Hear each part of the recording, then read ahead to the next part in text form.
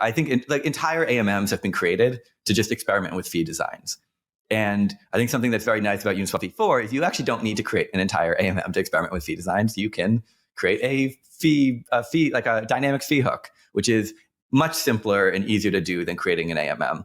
And it's much easier to get people to trade into it. And there's much more like adoption of it. And just explain hook, because this plays a key role in Uniswap v4.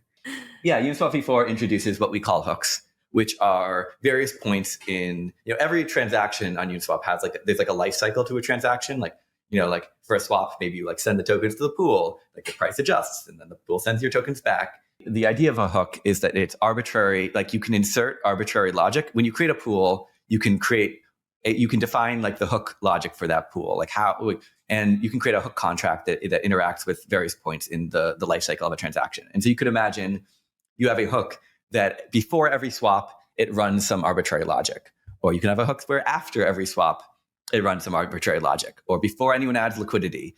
And through these hooks, you can basically create, you can also have hooks that basically adjust the fee for the pool in real time. And maybe it's doing that by before the swap, it checks the price. And based on the price relative to the previous price, it has some implied volatility number and adjusts the fee up or down based on that, right? That's the type of thing that you can start doing. But at its core, a hook is like an external smart contract that's interacting with the Uniswap protocol. Is that how to think of it?